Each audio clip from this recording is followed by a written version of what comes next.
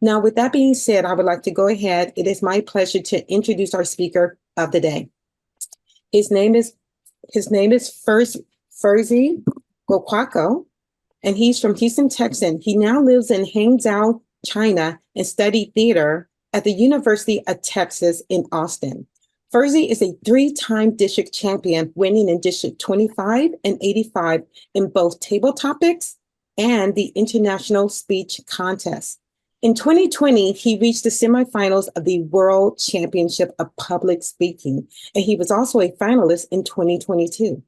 In August of 2020, he won District 25 Toastmaster of the Year. Fursey is an executive speech coach and has been teaching theater and speech for over 30 years. As a Toastmaster for over 5 years, he has been sharing his insights of successful speaking around the globe, including China, Mauritius, Greece, Australia, Canada, and his home state of Texas. And now he's a principal at Hangzhou's International School of China. During this time, you will gain insight of how to improve your speaking skills when competing in contest speeches, while also learning how to leverage the value of storytelling in your lives for practical application like job interviewing. He will be talking about 3 facets of speaking: effective gestures, expanding your vocal aptitude, and increasing skills in extemporaneous speaking, including storytelling. He's ready to help you move forward on your personal speaking journey. Please help me welcome Fursey with his title, Toastmaster Skills You Need to Master. Take it away, Fursey. Hello, everyone. Thank you, President Lakinia. I appreciate it. And thank you, Greg Scott, for inviting me here tonight. It sure is wonderful to be hearing American accents. As she said, I spent a lot of time in Texas. I spent about 30 years in Texas. Now I'm in China. So it's actually a little rarer for me to hear the American accent. I do work at an international school, so I do hear English all day long. But oftentimes it's the Queen's or the King's English with a little British accent, or it's Australian, or it's South African, and there's all kinds of different English out there. But it's always great to hear the American accent, and I do appreciate it. Now, if only some of you could just hand me a little piece of barbecue, I'd really be a happy camper.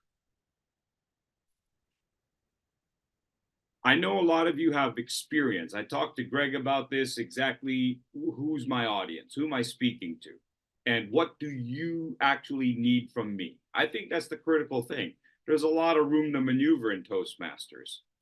So what I thought I'd do is talk about some details that I pay attention to when I speak. For some of you who might be new to Toastmasters, I think these basics will be very helpful to you.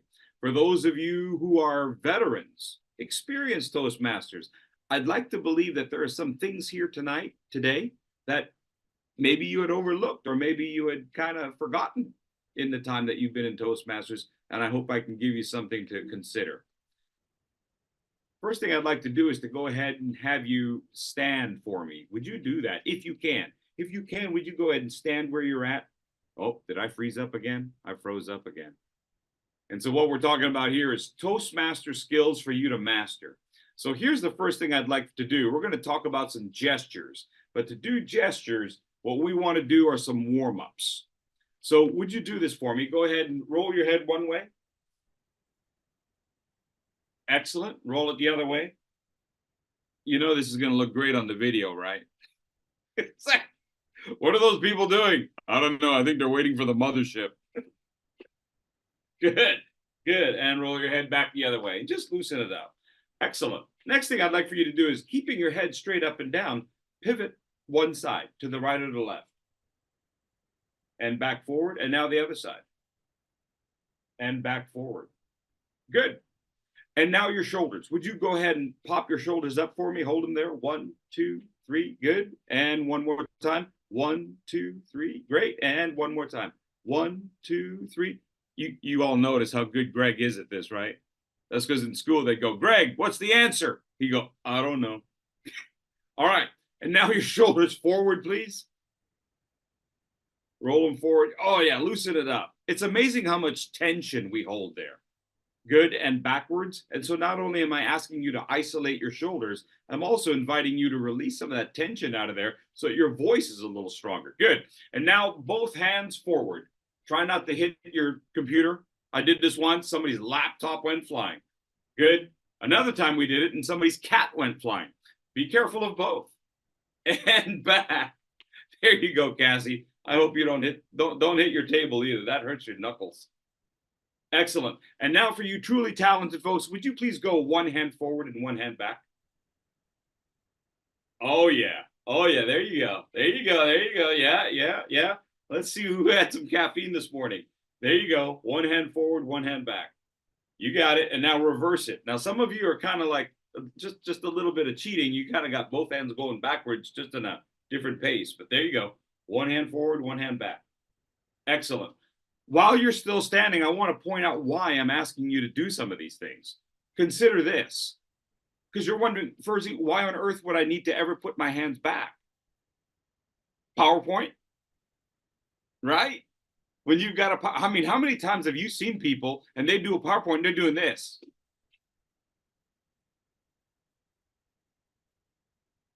Come on now, there's nothing that good looking about your hair. I know you got good looking hair.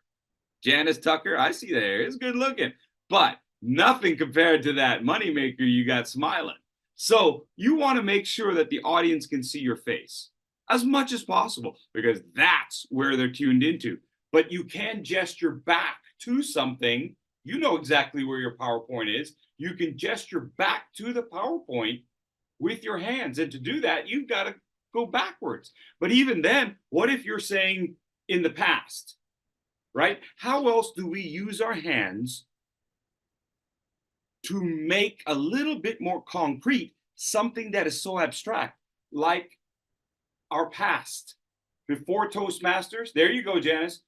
After Toastmasters. Does this make sense? So we're going back to front, and I'll talk a little bit more about that in a moment. Now consider this. Try this for me. You've got one hand going back. Go ahead and give it a shot. Your right or your left. One hand going back. And now with the other hand, gesture towards an audience. There you go. And then you can even slide it across. Now consider the position of your arms right now. One hand going back, one hand going forward. Didn't we just do that in the warm-up? Every single one of us can do it, and yet we forget, don't we? Because most times when people gesture, their hands are right here in front of them. And so we consider that we can go back, we can go forward. Now look at your torso. Which direction is your torso going? And your head. You can actually cover 5 different directions. Your head's going one way, one hand going one way, the other hand going this way, your chest going that way, and your belt going that way. What that does is it forces the audience to consider different axes in your body. This is part of what I had to learn as a theater student. Spent about 10 years going to undergrad and graduate studying theater. We learn about our bodies. We learn about how we project ourselves out to our audience. And that's all that we're doing here, is we're understanding our body position, moving our feet, moving our hips. Next thing I'd like for you to do, if you're still standing, would you go ahead and keep your hips in one place and rotate just your upper torso. Just your upper torso. Good. And now get your hips and your shoulders going in 2 different directions. Just be careful of your back. There you go. By doing that, now go ahead and try moving your arms out. You can move your hips independently of your shoulders, which allows you that torque and that diagonal. If you start to study artwork, you'll see where somebody has their knees pointing that way, their head going that way, and their hand going that way. You'll look at the diagonals of their body. Realize that painters, artists purposefully had that put in. You'll see statues like David, and there's a torque to their body, just a slight twist. Think about when you were being asked to take a photo, right? You go to get your photo taken, maybe you're with your family, and they ask you to turn your head this way, put your hand here and your shoulders that way, just a little slightly askew, diagonal to the camera. We can do that. Great, go ahead and have a seat. Thank you so much. I know, I got to make sure to tell people to sit down. Otherwise, it's like when people go, you know, we'd like for you to close your eyes, and then they forget to tell you to open it. And so there you are, halfway through the meeting, somebody goes, hey, Fursey, you still awake? Huh? Oh, sorry. You didn't tell me to open my eyes. I was still concentrating. So consider in your gestures, start with the movement of your torso and which direction you're going. That's to begin with. Next thing, let's look at our hands. We talked about the shoulders earlier, right? We talked about moving the shoulders. But what we forget is where the shoulders go. The shoulders are halfway between the head and the hand. So oftentimes when people gesture, they only gesture with their elbow to their hand, like so. You've seen this, haven't you? Right? If we can get our speakers to let go of the lectern, then they're doing this. Look familiar? You want to know what I call this gesture? Forklift. I call it the forklift. Right? Beep, beep, beep, beep, beep, beep, beep, beep. I am here to serve you a message. Oh, come on now. We can do better than that. If we're going to do that, we might as well send an email. We can do so much more than just forklift. So what we want to do to start that process is to simply move our elbows away from our bodies. That means that the gestures we have start with the shoulder. So that when we gesture, watch the shoulder subtly, the shoulder moves and then the gesture goes. It brings the power out from our torso. So we're not just doing this. We're using our entire body when we gesture. For those of you who like to study the world champions, look at their arms. They move their elbows away from their body. Most of it is subconscious. Most of it is because they want to express themselves.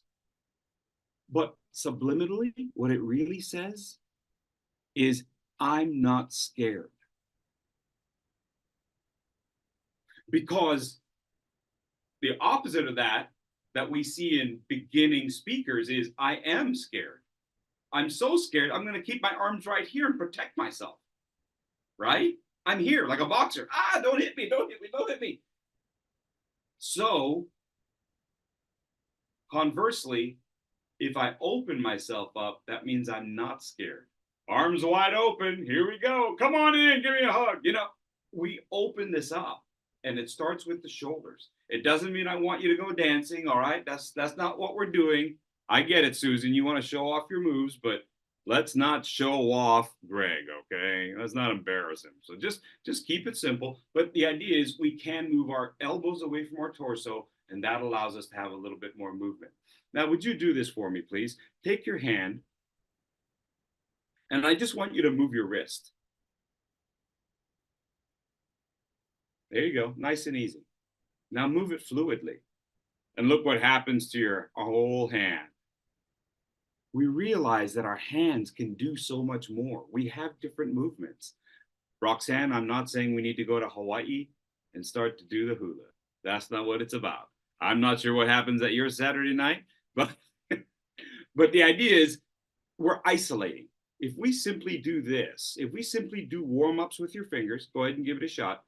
If we simply do warm-ups with our fingers before we speak, we remind ourselves the fingers move independently.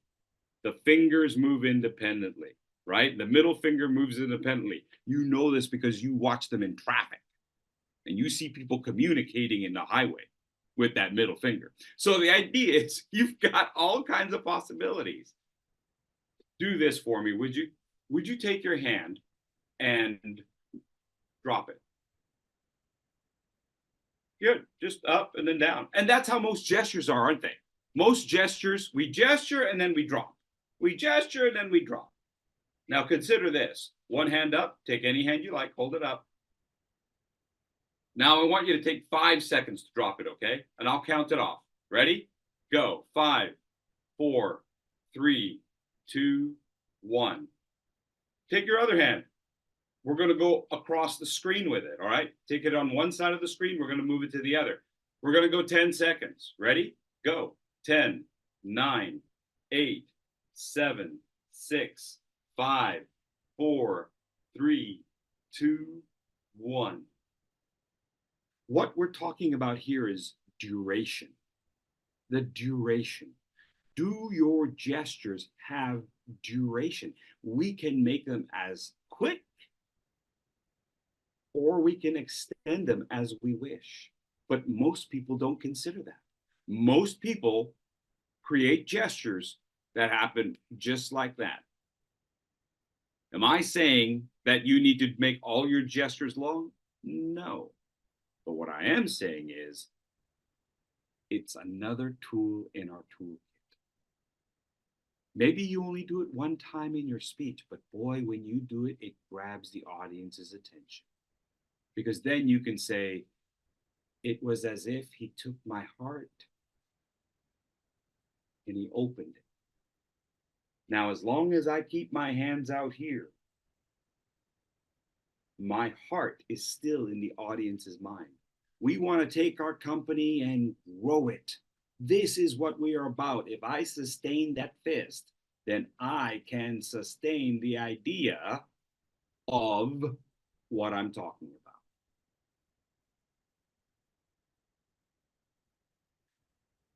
Think about our hands being asymmetrical. Think about our hands being asymmetrical. Most times when people gesture, they keep their hands right in tight, right in front of their shoulders, right in front of them, and they're doing this. They're like spades, right? Karate, like they're doing kung fu. Now let's face it. Just like the song says, not everyone was kung fu fighting. Right? Some of you might be too young to know that joke. Either that or it just wasn't a funny joke. I'll try it again in about half an hour, see if it's any better. All right, so the idea is we want to do more than this. And so we can work that flexibility, and we can be asymmetrical about our gestures, and we can cross the axis. There are 3 axes in our bodies, 3 of them, something you learn in movement class. 3 things. This is sagittal. It's a line that goes right down the middle of our body, divides us from the left and the right. It's that simple, the left and the right. You want to make something more interesting? Cross your hand over your body. You're gesturing over to this side. It breaks this axis. Subliminal. We don't even think about it, but we want to give the audience something else to process. Yes? Something else to process. They're not even conscious of it. But by us being intentional, it gives the audience a chance to absorb a new visual, and we're a very visual society. Listen, if it's something I've learned after 30 years of teaching kids, you gotta keep them interested, because it doesn't take them long to start tuning out. Probably 10 seconds. In Toastmasters, we're so nice. We create a nice, positive environment. We're supportive. Everybody's good. Get real, sisters and brothers. I come from the classroom. Everybody's got one of these, right? Phone? It's right here. Come on. Phones are out. People are up on stage trying to speak, and phones are out. Sorry, I froze, didn't I? We have to compete against so many other distractions. Part of that is we use our gestures. I'm not saying you've got to keep looking like John Travolta in Saturday Night Fever. I'm just saying that by understanding where our gestures can go, it's more interesting than doing this. So this is one plane. It's a plane. It's an axis. Plane, like a geometric plane. This is one axis, the sagittal left and the right. The other one we already explored is the frontal plane, separating front from back. So just by simply allowing gestures to go backwards, it breaks that plane and gives our audience's attention something else to focus on. The third one is horizontal. Most times, like I said, in the forklift, our hands stay right here, right at elbow height. When you change your altitude of your hands, we allow the audience's mind to shift ever so slightly. Even if you've got your hands just at head height, it gives the audience something different to look at. This little square changes all of a sudden. It's like the ever-moving strike zone of a bad umpire. Make sense? I don't know how many of you are baseball fans, but I'm hoping that little, there you go, Greg, there you go. So we move our hands. Now consider this, you can even use your head. Remember when we were doing the head warm-ups and everybody was looking a little like, woo, that was a doozy. So think about this, your hands, as they change altitude, as they change movement, as they move up and break the horizontal plane, your head can break the horizontal plane. Your eyes can break the horizontal plane. Go ahead and give that a shot. Just move your hands. We're going up where you want to say, our company is going up. I see you going up. There you go, Helena. There you go. There you go. You got it. You got it. Right? We can take off. Our company is set to take off. Look at that. Look at that. Look where my eyes are looking. I have just made you consider things that are outside of this Zoom box. Yeah? And you didn't do anything but break the horizontal plane with your hands, your head, and your eyes. You didn't even need props, but you're going to get some props. Okay, more bad jokes. There we go. Moving forward, let's talk about sound. I'd like for you to take a look at this. When I do warm-ups for sound, let me tell you something. I start my warm-ups about 2 hours before I speak. Seriously, 2 hours before I speak, I'm already humming. Would you do that for me, please? Would you simply hum?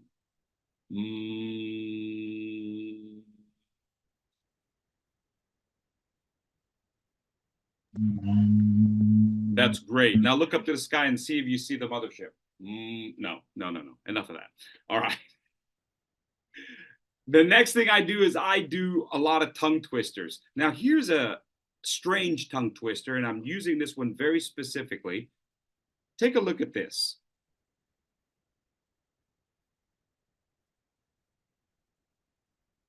Would you say these with me, please? And I know there's probably other people in your room right now, and they're going, dear, what's going on in that little box of yours? So take a look at this. I want you to say the top row. Duh, duh, Da, duh, da, duh, da, duh. There you go. Duh. da. Excellent. Good. Now would you try the second row? PB. Buh. Ba, Buh. ba, ba, Buh. ba. Buh. There you go. There you go, Taylor's iPhone. That's good. Next, KG. Guh. Guh. Guh. Guh. Let me make that a little bit bigger. Guh. Does that make sense, Tom? Guh. Guh. Guh. Now, let me ask you a question. Why would I pair those particular letters together? Why pair those letters together and yet they sound different? Any thoughts?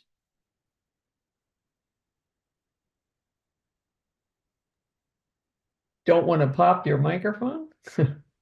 Well, you know what? Popping the microphone, that's a good point. That's a great point. Consonants, consonants give sound the meaning. My mother was legally deaf, and the consonant sounds distinguish the meaning of the word because they're the higher pitch sounds. So you have to enunciate them better. Rebecca, you speak some good truth. You speak some good truth. You're right. The consonants do give meaning. And the converse of that is that the vowels give emotion. If you have a speech and or you're at a segment in your speech where you're talking about deep feelings and emotions and things that you're considering and remembrances, extend your vowel sounds. If you're at a point where you're trying to give directions, consonants. That's correct, but that's not quite why these are paired. P and D are both dentals. P and B are both labials, and K and G are both gutturals. Boom! There he goes. There he goes. Bob Anderson, you get 5 extra minutes at recess. Nice job.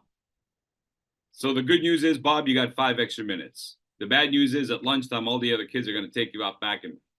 Okay, so good job, Bob. Absolutely. The T and the D are made the same exact way. Give it a shot. Duh, duh, duh, right? It's at the front. Yes, it's at the tip of the tongue. And it's important to remember that when you warm up different parts of your sound-making device. That includes your tongue.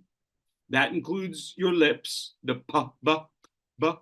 And it also includes the back of the tongue against the roof of the mouth. G, g.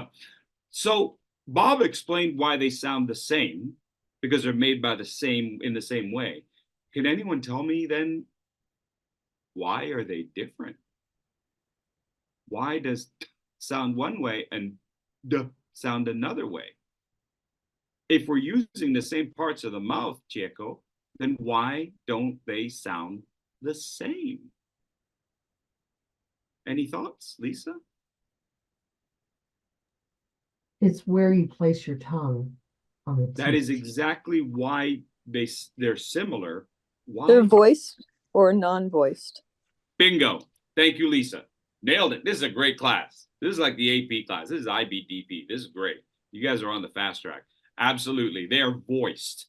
When we voice the sound, it's going to sound fuller. It has that resonance. And we have to try to remember that when we speak, subliminally, your audiences can hear the difference between hey and hey. And it's not just a tone. It's not just a tone. It's not like everybody's got to sound like Darth Vader. But it is that we all have a resonant voice. We're born with it, but we forget to use it. We often don't use our resonant voice because we've got stress. Our shoulders are up by our ears. We're so stressed. We're stressed. We are incredibly insecure. Not just about our voice, but all our ideas. We're scared of being wrong. And so we tend to be kind of shy and kind of small. Most of you, you've got good, relaxed voices. I can hear it. You're comfortable with each other. So you've developed a little bit more relaxation. If you're trying to help some of your new Toastmasters, tell them to consider what they do when they first wake up. When you first wake up in the morning, try speaking. Before you even reach for your phone, Bob, before you go reaching for your phone, before you kick the cat off of you, Janice, think about just saying hello, hello. When you first wake up, you're laying back, you go, hello. That's your most resonant voice because you've been relaxed for the last 8 hours. Give it a shot. I'd like to go ahead and give you this statement as well. Today, I will speak with a rich, round, resonant voice. Would you all say that with me, please? 1, 2, 3.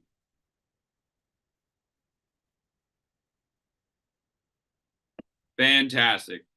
Of course, I didn't hear a single thing because you're all on mute, but that's okay. All right, everybody together one more time, please. 1, 2, 3. Today, I will speak with a rich, round, resonant voice. Hey, that's great. Now I want you to make sure to keep in mind several sounds in there, like speak, with, lengthen the sound, with, rich, round. The vowel sounds rich, and round, resonant. Look at those consonants, right, Rebecca? Resonant. Voice. Lengthen the V sound. Voice. All right, one more time, everybody. 1, 2, 3. Today, I will speak with a rich, round, resonant voice. Excellent. So those are some basics about the resonance of your voice, making sure that when we speak, we've got full voices. This is a simple thing that I ask people to try in the mornings or right before you speak. Make that promise to yourself. Today, I will speak with a rich, round, resonant voice. Now, something else that people tend to forget. Let's talk about pauses. There are two things I want you to consider: pauses and breaths. Normally, I just do one of these things. I just talk about pausing, or I just talk about breaths. You're a very advanced group, so let's talk about two things: pauses and breaths. What is the difference? A breath is longer than a pause. That's basically it. When you breathe, a breath is when you breathe. You must breathe. If you call it a pause, then you're not breathing. If you call it a breath, take a breath. We don't like to take a breath. We like to hold it in and make sure that we have enough air. Breathe. You'll actually hear a different energy in their voice. Allow me. Let me show you this statement again, but let me put a breath here. Take a look at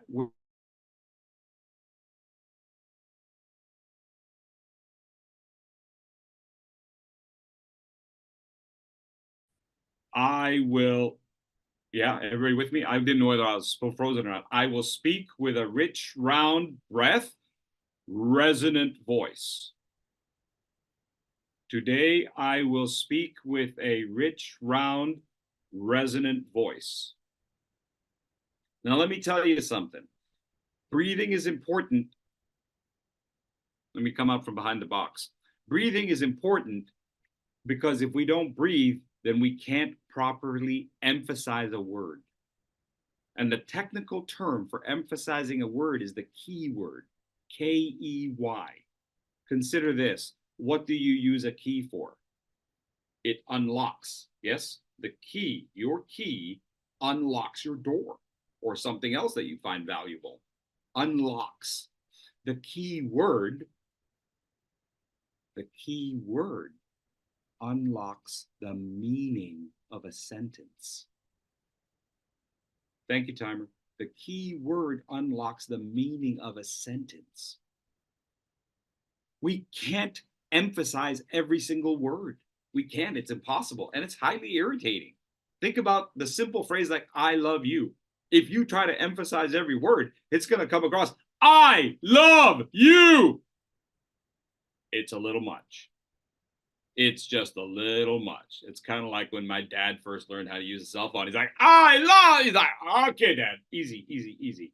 Microphone is right there. It picks up everything. Picks up everything. Doesn't matter that we're across the world, Dad. It picks you up. We're good. We're good. AT&T, good stuff. So we want to figure out which word you want to stress. So for example, if I key the first word, I love you. We might put a slight pause after I, yeah? In order to emphasize the key word I love you. Slight pause. I'm keying I, and it gives the sentence a certain meaning. If I key the word you, changes the meaning, doesn't it? I love you, Janice. Not Greg. I love you. That's a different meaning than I love you. Susan doesn't love you. I love you. So we change the key word, and that gives us a completely different meaning to our sentence. And we can change the key word in various ways by using pitch. You all know pitch, and pausing. Take a breath, and it gives you even more punch. Obviously, I've left the middle word for last, because that's the important word, isn't it? That's the word that tends to throw people off. Love. Love. I don't know about you. In many Asian families, and certainly in mine, we're not really good with that word. In my family, I didn't hear the word love until I was in my 20s. I'd already gone to college. It's not that my family didn't love me. I knew my parents loved me, but we don't say the word. I didn't hear the word until I went to my friend's house at Thanksgiving, and I hear them. They're like, "Hey, love you." Okay, but I'm like, "Whoa, you guys, did you just say that?" So imagine when I first had to try that word with my mom. I said, you know what? I'm going to go tell my mom I love her. And so should all of you, by the way. Just a by the way. No, I tried to tell my mom I love her. And of course, I was a really chicken, and I did it on the phone. You notice how us older generation, when we say a phone, we do this. The younger generation, they're like this. So when I try to call my mom, and I'm like, hey, yeah, mom, yeah. Okay, all right. Hey, mom, I call you next week. Okay, bye. There's a long pause there, right? You take a breath. When you're trying to show that there are deeper emotions, that there's something that you want to say and it gets caught right there, you take a breath and it gives you more energy. So yeah, when I tried to tell my mom I loved her, I couldn't do it. But I said the next week, hey, mom, I love you. I said it. Took 2 breaths, but I said it. And of course, she responded with, thank you. It took me like half a year to get her to say, I love you back. You should have seen me trying to get my dad to give me a hug. We'll do that another time, right? So we take pauses and we take breaths. The breaths allow us keywords. You are allowed, Janice, this is important because I'm restricting you. You're only allowed 1 keyword per breath. That's it, Bob. I don't care how good a haircut you got. 1 keyword per breath. That's all. Count them. 1. Marie, if you want more keywords, all you got to do is take more breaths. That's it. That's it. Now, if your contest speech is running 7 minutes and 15 seconds, I advise restricting your breaths because it's going to lengthen your speech. So be careful. Be careful. Use them wisely. Understand where your theme is. You all know that when you get to your thesis, your main point, right? How many times you say it in your speech? At least 3 times, yes? You say it in your introduction. You say it in the body. You say it in the conclusion, yes? The introduction, the body, conclusion. You know that. You know that. But did you ever consider that when you do it, you should match a gesture with it? Match a gesture with it, the same gesture. When you do it in the introduction, you do the gesture. I remember the first time I ever told my mom that I loved her. And so there I was, and then in the body, there I was on the phone, and I said, Mom, I love you. And then in the conclusion, when you go, so everybody, my call to action is, you should go home and tell your mom you love her. You match the gesture with the word.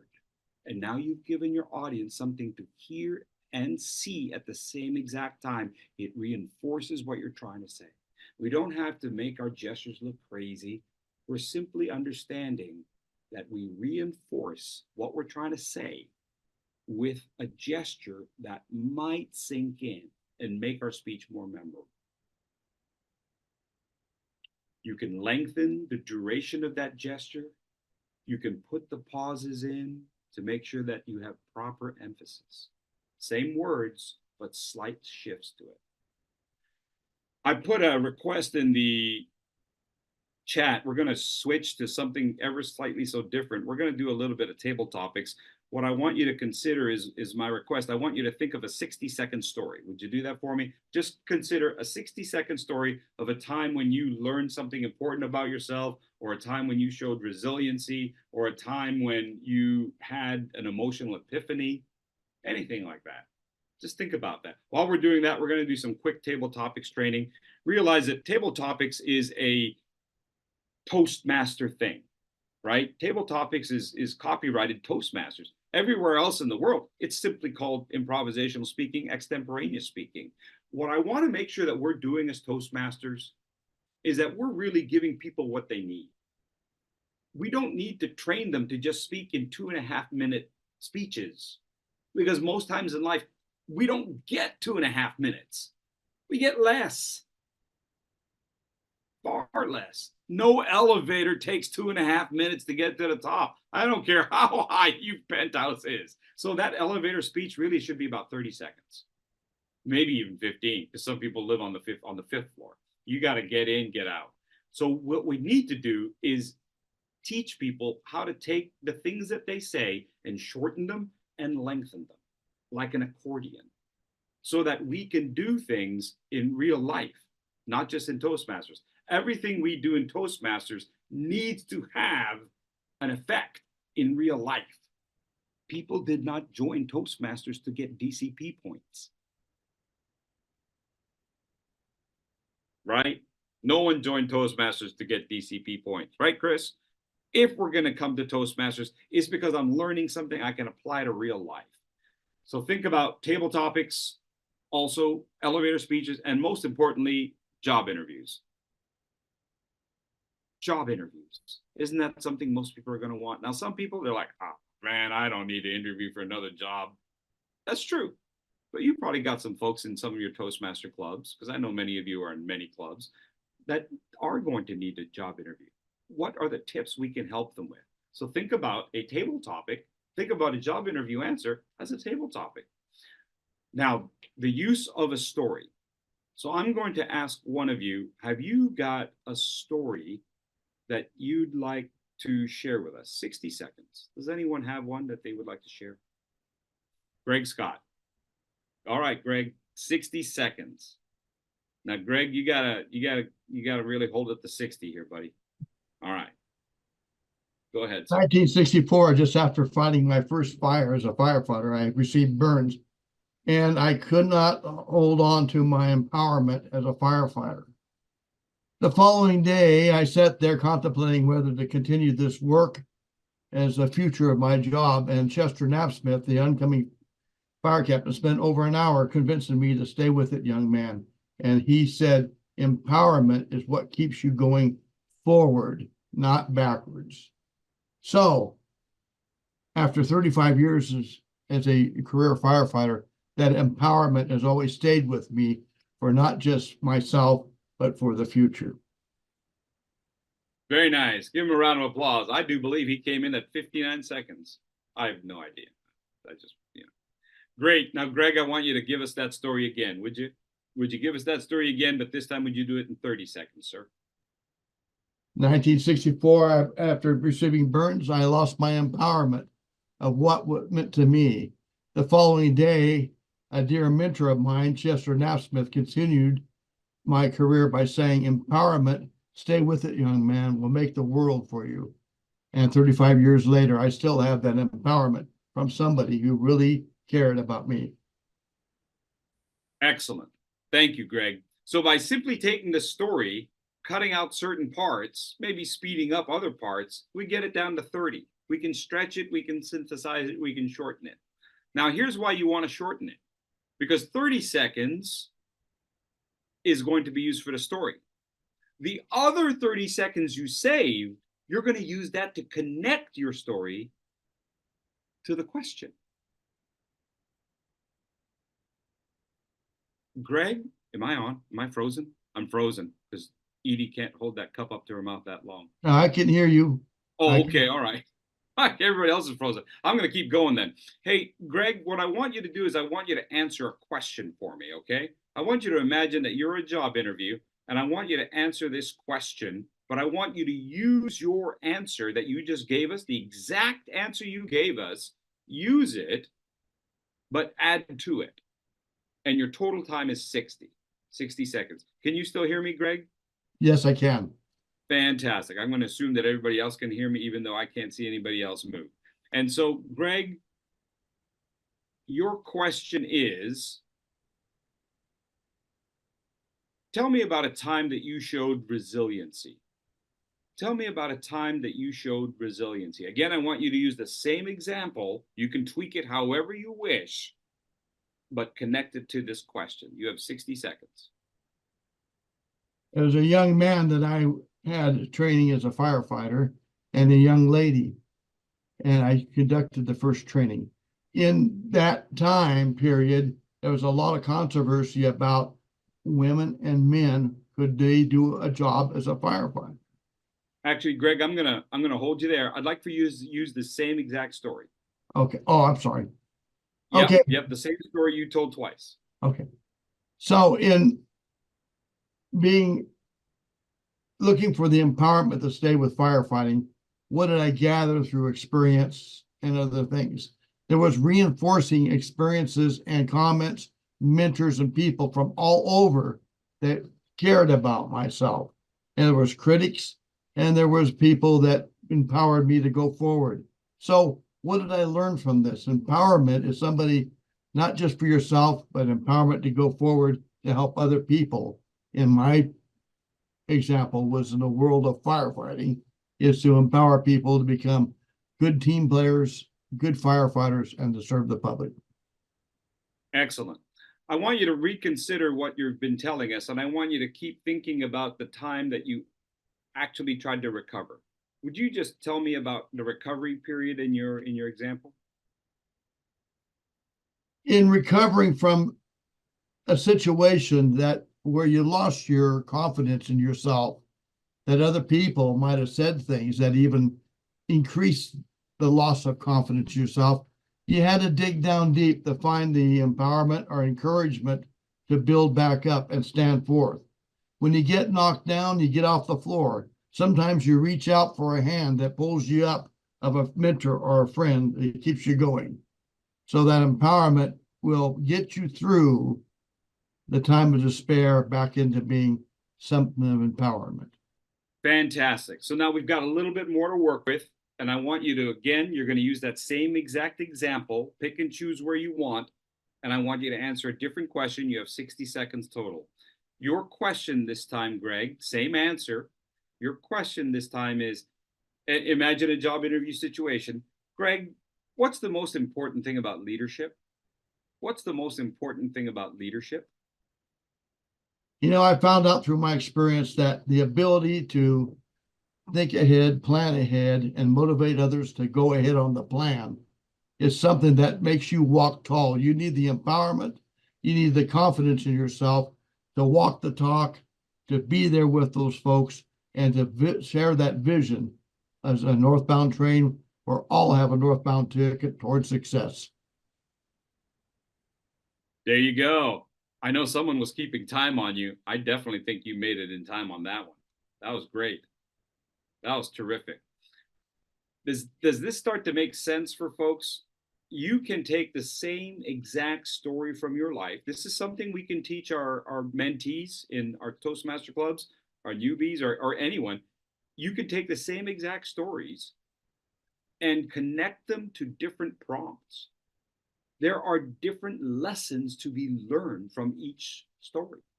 You've already paid for the story, haven't you? Some of you have paid for the story through pain. Some of them paid through it through humor.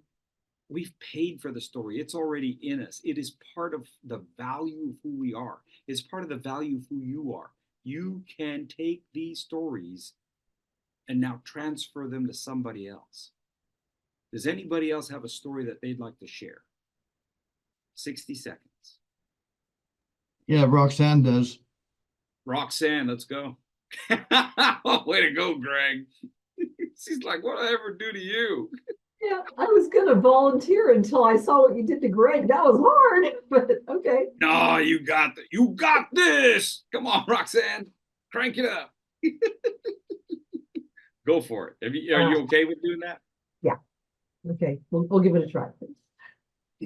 Last year I had surgery, and I really do not like my surgeon. Every time I go in, I come home and I'm just mad. And so my husband, Bob, asked me, he said, you're right. She didn't treat you nicely. She didn't speak to you nicely, but why can't you let it go? And I had to think about that. I said, because she mocks me in what she says. And then he asked me this question, who else has mocked you? And I thought about it, and I thought, that's what my dad used to do. He would mock me, and it really got to me. And it caused me to look back and find the root cause of my current anger. Fantastic. Thank you, Roxanne. And of course, I'm going to now ask you to shrink it down to 30 seconds. Could you do that for me? Have you ever wondered why sometimes you can't let go of a particular emotion, an anger or a sadness or whatever? I had an incident where I could not let go of the anger toward my surgeon. And Bob asked me why. And upon examination, I found out it was the same feeling that I had when my father would mock me. Nice. Now, 15 seconds. Sometimes when you have an emotion that you can't let go of, it pays off to go back and say, when else have I felt that? And to find out what it's connected to. Well done. Give her a round of applause. Nice job. And now, Roxanne, what I'm going to ask you to do, because one of the lessons that you're going to teach us, all right, you're about to teach us a really important lesson, is that it's a negative experience, but she learned something positive out of it. Yes? Mm-hmm. She learned something very positive about it. And so can we take our stories, you know, here's the story. Can you view it from a different point of view? Can you see it from a different side? It's like asking yourself, is it a man juggling or a schizophrenic playing catch? We're just viewing things from a slightly different point of view. And so I know I got to do this all the time with my kids. You know, they got 2 pencils. I'm like, now you got chopsticks, man. All right. So what I want you to do, Roxanne, oh, don't hide. Roxanne, come back. Or are you just getting the cat out? My heater there. Yeah. Oh, yeah, I've done that. I understand that. So what I want you to do is I want you to use the same story, whether it's 15 seconds or 30, and I want you to answer another question for me. Roxanne, tell us a story about your family. Growing up in my family, there were some negative things that you just kind of had to get past. Not a supportive place, not people rooting for you. And what I have found is that until you really release the things that have bothered you, that just get to you, they will continue to recur. So the next time you have something that is just bothering you, ask the question, when else have I felt this way before? Go back to that and try to release it. Fantastic. One more question, Roxanne. Roxanne, what's the most important aspect of leadership? Use the same exact story, just twist it up for us. I think the most important aspect of leadership is not doing things perfectly the first time, but learning from your mistakes in order to improve. One thing we get caught up in is the mistakes, the glitches, the disappointments of the past, and we let them continue to influence us. But if you can go back and learn from them instead, release them and go on, you'll be a great leader. That's great. Now what I want you to make sure to do is that we're including the story. Even though I know it's strange because you just told us the story 3 times, 4 times. You're like, aren't they tired of it? Yeah, but in a setting where you only have one question, you've only told it 1 time. Yeah, go ahead and try it again. I think the essence of a great leader is that they're able to learn from the past, the things that have been a stumbling block, an obstacle to them in the past, they're able to get past that and go on. For me, it was looking at the emotions that kept me bound and to be able to go back, analyze them, release them, be healed in my heart from them. And then it enables you to go on in the future, not stumbling in the same place each time. That's what makes a good leader. Fantastic. Thank you, Roxanne. Would you all give her another great round of applause for a great job? Thank you. Now, my screen has frozen up, ladies and gentlemen. So everybody's in a frozen state, and that includes the timer. So timer, I don't know if I've moved on past yellow or not. Just yell out if I'm already on red. You are on yellow. You have 2 minutes, 2:55 left. 2 minutes. Thank you. Thank you so much. I appreciate that. Roxanne, thank you so much for sharing that aspect of your life. I would encourage you, if I were coaching you on this, I would just simply encourage you to keep using the whole story and even add the words, for example, yeah, with yourself and Greg, for example. If you have anybody in your clubs and they're about to go in for another job interview, they're using their stories and then, for example. I would encourage people to have 5 stories, 4 to 5 stories about their life. Think about 4 or 5 aspects of your life that they need to know before you leave the interview. They need to know these 4 or 5 things about themselves before they leave the interview, be able to attach a story. This is the power of storytelling, isn't it? This is the power of storytelling, being able to create memories about themselves that the person on the other side of the table is going to remember long after you've left the building. That's how we make an impact. There is value to every single one of us. There is deep value to every single one of us. We have an incredible wealth of experience. Now, how do we take that and leverage that and impact the space that we are in? Maybe that space has your son, your daughter, your nephew, grandchild, and they're just devastated by some event. And you sit down next to them on the sidewalk and give them that story about resiliency. So being able to leverage that story from your heart with authenticity, because it really happened to you. It's an authentic story. And then fill someone else's proverbial bucket. Fill someone else's bucket with that. Change somebody's life. Change the trajectory of their life. Impact your space by impacting their life. That's really what we do as speakers. That's what we do here in Toastmasters. And it doesn't have to be a 5 to 7 minute speech, and it doesn't have to be a 20-minute keynote.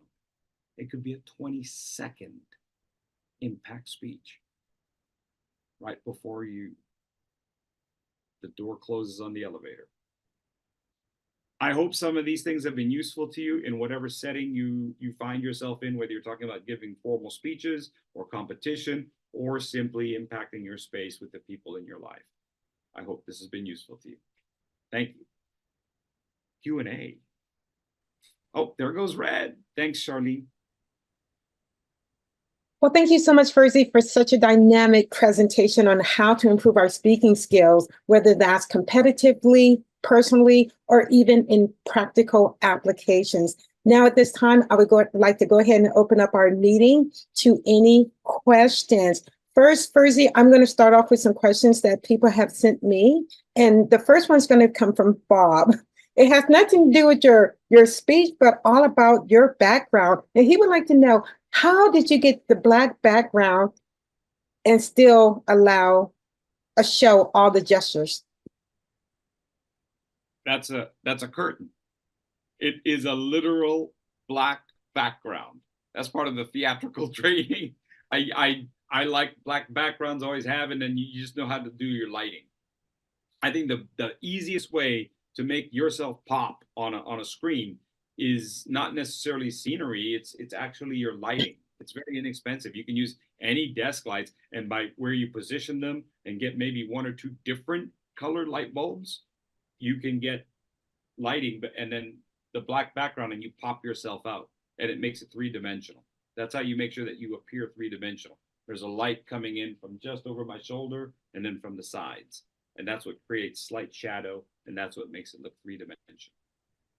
I also have a question with that curtain as your background and the lighting situated in the way that it is situated. How did you get you also had stuff popping up. So were you using some sort of background to click and pop it up while you were talking? Yes. No, this is Prezi Video. Prezi Video. And it allows me to project right up here on my screen. And what I also like about it is that I can magnify it so that you can see it clearly or come back to my face. It always bothers me when there's a presentation online and people have their PowerPoint up And oftentimes they can't even see what their own screen looks like. So they go on speaking for 30 minutes and you never see a face, you know? So you kind of want to be able to pop it up there and then come back to your face and then pop it up there. And it sort of, again, changes that picture. Prezi video, very simple to use, not hard at all. Beautiful. And you don't think about sharing screen. You know, you can share screen here. Sorry about that. Go ahead. I was going to say, very impressive, beautiful. Thank you for sharing that with us. Our next question comes from Van. Van says, how do you define vocal variety, and how do you use vocal variety in any type of speech? Vocal variety is that you're not monotone. If you have a monotone voice, it's hard for people to listen to.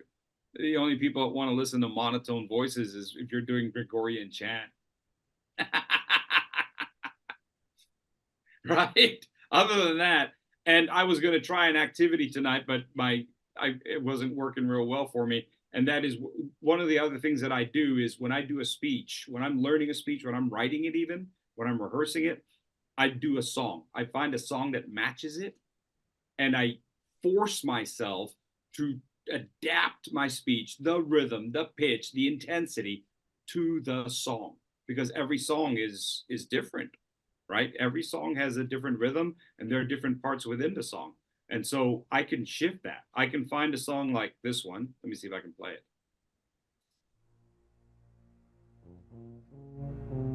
So you can start off a little slower in your speech. Can you hear a little bit? Little trombone going. So you can live it up, and then when you get to the part of your speech, then all of a sudden you talk about your mother bursting through the door, and you said, "Hey, Mom!" Find it. So you can find that energy, you can find the pitch, and you're forcing yourself to adapt your voice to a different rhythm.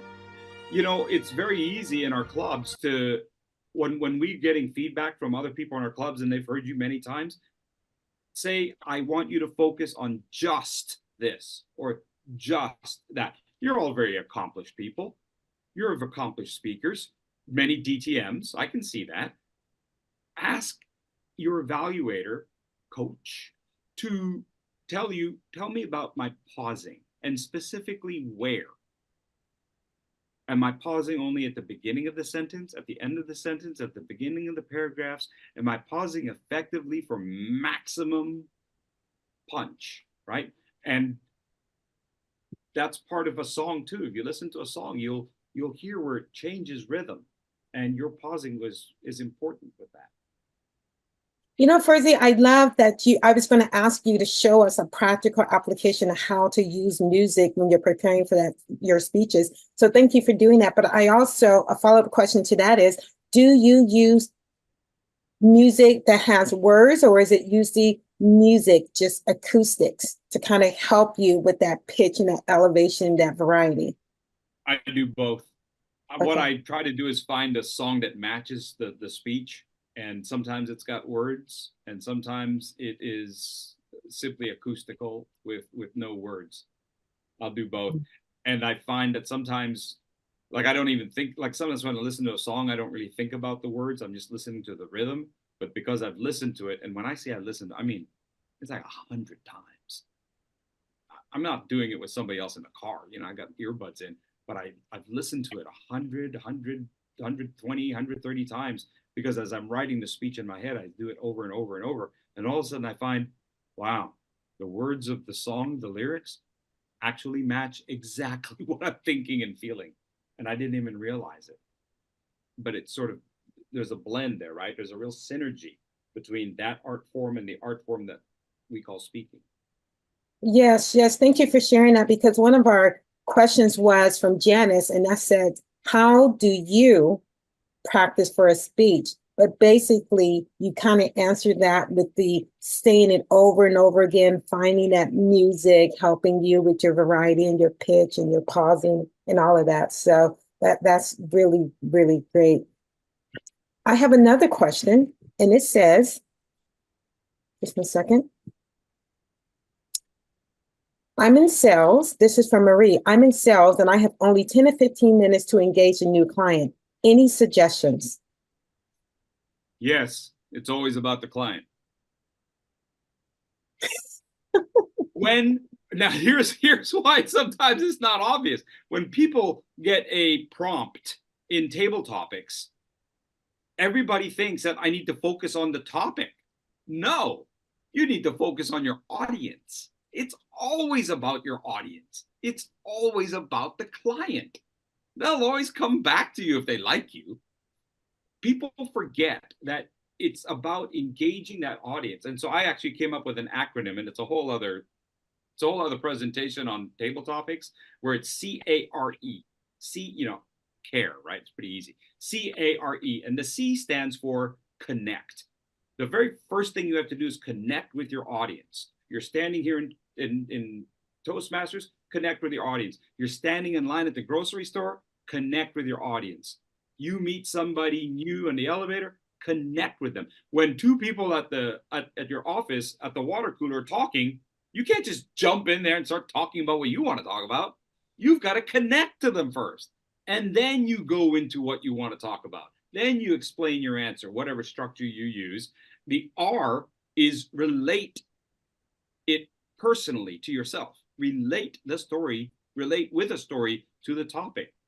And that's exactly what Roxanne, right, was doing, and Greg. They had a personal story. You relate to the topic with a personal story. And then the E is engage everyone. So even within 15 minutes, you connect to your audience, you have an answer, or you have a certain pitch that you want to talk about, your product. And then, of course, you relate to it with a personal story that makes them remember you long after they're finished eating, long after the meeting, when they're eating their donut, they're thinking about your story. And then you make sure to engage people. You have something that re-engages them. Some would call it a call to action, but really it's a re-engagement. If you've got 3 or 4 people that you're speaking to, you want to make sure that they're all engaged. While you're talking to the first 2 people at the water cooler, somebody else walks up, make sure you turn your shoulder and re-engage them into the story. That's how we make sure that we are effective communicators in every situation. I love that. And that's just, how we connect the people in general. So it's a skill that we all need, and it's a must have. Another question is, if we would like to follow you, how do we follow you? That's great. Thanks for offering me that opportunity. I forgot to put my contact information up here, but if you're on WhatsApp, I have a group on WhatsApp. It's free. You can scan the code. We'll bring you into the group, and we do table topics. We do table topics every single day. You can simply look it up and go, oh, that's a nice question. Let me answer it. And you polish your skills. You polish your skills and you work it. Now, I forgot who it was. Was it Marie that was in sales? I'll tell you what, Marie, this is exactly what I told my mentee. He was just starting his own insurance business. I said, every single table topic you do here in club, I want you to link it to selling insurance, because that's your job. It's your livelihood. You came to Toastmasters to improve your skills at your job, right? So don't just do a table topic and think, oh my gosh, I got to talk about this silly topic. No, whatever topic it is, connect it to selling insurance, because that's your livelihood. No matter what the topic is, be able to connect it. Be able to connect any table topic to whatever it is that you're selling. Of course, some of the people in your Toastmasters will get tired. Doesn't matter. You're trying to put food on the table, and everyone at Toastmasters should respect that. You're trying to put food on the table, and the art form is, can I take some random topic, random people on the street, and walk away with a sale? Boom! That's what we do here at Toastmasters. If what we do here at Toastmasters is not relevant to our real lives, I don't think Mr. Smedley would be very proud of us. Next question. Thank you for that answer. Next question is from Rebecca. She says, my dad was a great communicator and singer and encourager, so I learned a lot from him. When Fursey asked the question about what makes a great leader, I would answer it that a great leader uses past experiences to show empathy for the person who you are attempting to encourage and lift up. So I guess she just wanted to make a statement in how she would answer that question. Do we have any more questions? Well, if we don't have any more questions, what I would like to do is, if you would like to share how, what your takeaway was, and like for 30 seconds, we would love to hear what your takeaway was from his speech this morning. And Madam President, if I may, Fursey, I owe you a big one. I'm so honored and pleased that you responded to my request, and that's what great Toastmasters do, is keep it going. My pleasure. Thank you, Greg. This is Sam. Fursey, I loved your speech. I love your presentation. I especially love your gestures. I do public speaking a lot, but I don't use the front and back very much. And thank you for giving me that perspective so that I can have another dimension. And I'm Glad just it was gonna helpful, link Sam. on, Thank you. I'm going to go along with Sam. That was a whole new concept to me. And also the angles, the idea of creating an angle the way the artist does. And Tom? Yes, you said that you would pay money to hear Fursey, and well, okay, this I got to hear. And I have to agree, in my 50 plus years of Toastmasters, I have never heard an educational speech on speaking technique as good as yours. So thank you for being here, and I'll talk to you sometime about having you come to Speakers Bureau. Fursey, that was my sales pitch for people to come here, that I would personally pay money. Now, are you going to hold me to that?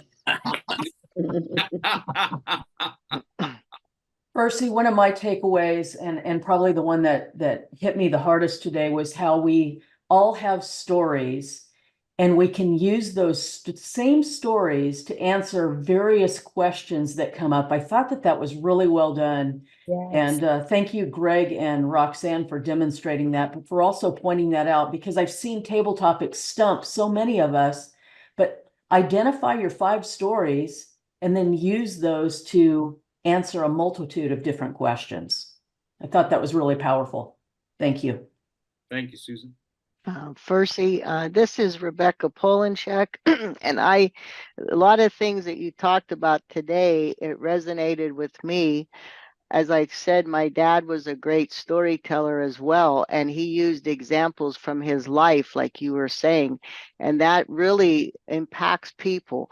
So one time he gave a speech at Youngstown State University, and I used this in one of my speeches, that the professor said, go home and write a speech of persuasion on the best thing that ever happened to you in your life. And my dad gave his testimony of the greatest thing was when he gave his life to the Lord and a heavy burden was lifted, and he spoke it with such sincerity. The professor said, Steve, I want to see you up at the desk after class. So he said, after the other classmates left, he said, Steve, you really spoke that with persuasion, and I believed every word you said. He said, you not only deserve an A, you're getting a double A. Then 10 years later, he was at Westinghouse, and the elevator doors open. My dad was a salesman for Working Men Overall Supply, and the elevator door opened, and a man was coming out as my dad was going in. He said, I remember you. Now, it's 10 years later. He said, I remember that speech you gave at Youngstown. He said, I'll never forget it. He said, that was a wonderful speech. So, you know, I think the points you made today really struck home things that my dad taught me. And I believe storytelling is the way to go from personal experiences in your life. So I enjoyed your points on how to do that better. Thank you for sharing that, Rebecca. Thank you for sharing that. You're welcome. Fursey, thank you so much for this time. I'm newer to this group, and I feel like today what you did was show me the equipment of, I want to liken it to like a camera. it was like you showed us how to dial in, how to pull out, just the way a camera can focus that lens, and how many ways we can use a story in different ways for different purposes, and yet kind of even looking at it from different angles. And I really just appreciated so much the tools that you provided today. Thank you. You're welcome. Thank you, Cassie. I really appreciated all of the gesture explanations and tools. I see great speakers making all of those kinds of movements and such, but I've not understood the science or the reason behind. So it's been hard for me to figure out how to use gestures. And I really appreciated your just detailed explanation of each kind of gesture, pause, breath, and how we can use it. Thank you. Thank you, Helena. Appreciate that. Are there any more questions? And just a short statement. Percy, I hope you, Tom Jameson, you are able to connect. Now, he's got a quiet audience in the Speakers Bureau. And these things that you bring, these tools and ideas, would really enforce those folks, because they really do try to get, I forget the acronym, they not a credit, what's the thing? I can't remember the other thing. Not a credit speaker. Tom, what's the other thing they go for? QS. What is it? Qualified speaker, DTM. Yeah. Anyway, I really think that you have a talent that this organization should draw upon, and you having that down, and also the table topics idea would be something that I'd love to hear someday. I know it. I heard Percy at the Smedley Advanced Club give this a talk, and that knocked me down on the floor, and I had to do all I could to get this to be shared with you folks today. So thank you all for being here and respecting Percy for his commitment of what he brings to the table for each of us. Excuse me, my friend knows Shane, that she didn't get in at the beginning of the meeting to introduce herself. Can we ask her to speak up? No, Shane, are you there? I am, thank you. Well, it's my first time joining, so I want to say thank you so much. I'm very impressed, and I've learned a lot, especially with using the stories to share our experiences. So I really appreciate that, and it's a great takeaway. So I appreciate it. Thanks, Becky. You're welcome. So we do have one more question from Van, and she says, how do you be more dynamic when you aren't used to using hand gestures? You know, I found that we often do use hand gestures when we don't think anyone's watching us. If you watch people around the dinner table where it's casual, or they're at the bus stop, they're waiting, they're doing this, the hands are usually moving. We just don't think about it. It's only when we're in front of an audience that we get very self-conscious about, what are these? What are they doing? Get away from me, you know. And same with our voice. We don't really think about our voice having quite a bit of dynamic quality to them. So watch people, listen to people, watch yourself when you're not thinking of watching yourself, like in a reflection. Like when you're at dinner and there's a mirror someplace in a restaurant, and you just look over and you go, oh my God, look at my hands, they're going. And you'll find that they're there. The other half to that answer is, we speak because we have to. And sometimes we have to because it's a job. And sometimes we have to because we know that whoever's on the other side of us needs to hear this. And so we use our hands as a way to make sure that we're reaching our audience. Mm-hmm. So don't think of it as me speaking. Like when you're speaking, don't think of it as yourself speaking. Think of it as you just want to reach out and get them to feel you. And if it's one person, then it's here. If it's 10 people, then it's here. If it's 100 people, then it's here. And I need every one of you to hear me. And I'll adjust my gestures upwards to reach the back of the auditorium. I mean, why in the world are my gestures going up if my audience is in the back? Because you got to think like tossing a ball, right? Like a rainbow. So you let them know that you're thinking about them because of the pitch of your voice and even the arc of your hands. Once again, this was an absolutely outstanding meeting this morning. We really appreciate you taking the time out of your busy schedule for sharing these indispensable tools with the Riverside Breakfast Club and our guests. It is my hope that anytime any of us give a speech in the future, that we're all going to take what we learned today and allow it to impact our presentations and the way we communicate.